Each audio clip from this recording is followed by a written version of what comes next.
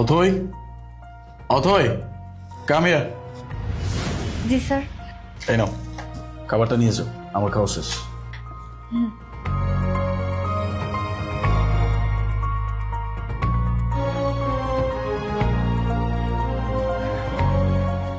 যাক বাবা, আজকের মতো একটা খাবারের ব্যবস্থা হয়ে গেল।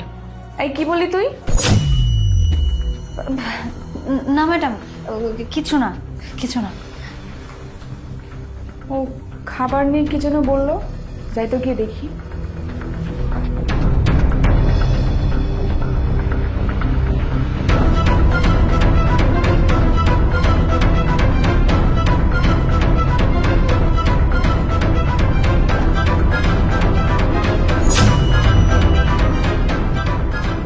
ও স্যারের বেঁচে যাওয়া খাবার কেন খাচ্ছে? ওকে বাসা থেকে খাবার নিয়ে আসে না নাকি?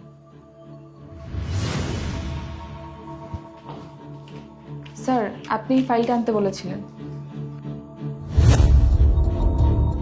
স্যার, কিছু মনে না করলে একটা প্রশ্ন জিজ্ঞেস করব? হ্যাঁ শিওর, বলেন। স্যার, আপনি যদি এত খাবার খেতেই না পারেন তাহলে এতগুলো খাবার নিয়ে আসেন কেন? মানে বলতে চাইছিলাম, খাবারগুলো তো নষ্ট হয়ে যায়, তাই না? আপনাকে আর কি বলবো, আরে মাকে বারবার বলি যে এত খাবার আমি খেতে পারি না, এতগুলো খাবার আমাকে দিও না, প্রতিদিন শুধু শুধু নষ্ট হয়। আমাকে বলে যে আমি খাবার দিব, তোর খেতে হবে। কেয়ার করার, আপনারা তো খুব ভালো করেই জানেন যে মায়ের ভালোবাসা কেমন, এই জন্য দিয়ে দেয়।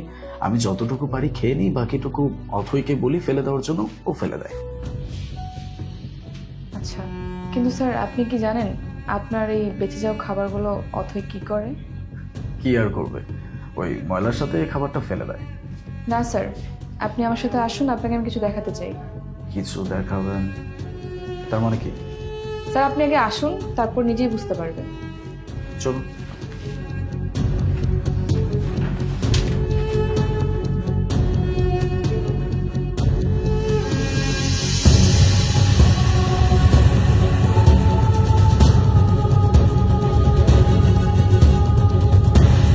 অথই,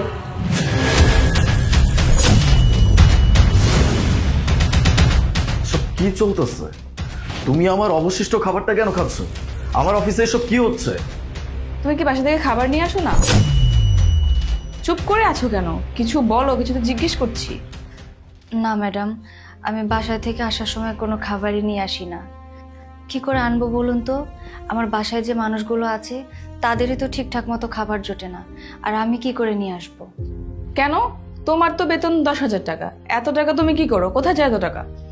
ম্যাডাম, আমি তো 10,000 টাকা স্যালারি ঠিকই পাই, কিন্তু ওই 10,000 টাকা থেকে 8,000 টাকা আমার বাড়িতে পাঠাতে হয়, 1500 টাকা আমার বাসা ভাড়া দিতে হয়, আর বাকি 500 টাকা দিয়ে আমি পুরো মাসের খরচ চালাই। সকালে চা নাস্তা যা পাই সেটা খেয়ে অফিসে চলে আসি, আর অফিসে আপনাদের অবশিষ্ট যে খাবারগুলো বেঁচে থাকে সেগুলোই আমি খাই। তুমি এত প্রবলেম ফেস করছো আর আমাদেরকে একবার বলার প্রয়োজন বোধ করলে না? আমাকে অথবা স্যারের কাছে শেয়ার করলে তো আমরা কিছুটা হেল্প করতে পারতাম। হ্যাঁ, আপনি একদম ঠিক কথা বলছেন। দেখো, এই অফিসের প্রত্যেকটা স্টাফ আমার ফ্যামিলি মেম্বার। এখন আমার ফ্যামিলি মেম্বার যদি কেউ একজন এরকম কোনো প্রবলেম ফেস করে, সে আমাকে সেটা বলবে না? অবশ্যই বলতে হবে। আপনারা বলবেন, আমি সেটা সলভ করার ট্রাই করবো, এটা তো আমার দায়িত্ব, তাই না? আজকের পর থেকে তুমি কোনো প্রকার অবশিষ্ট খাবার খাবে না। তোমার জন্য আলাদা করে খাবার আমি নিয়ে আসবো। মিস আলেঞ্জা,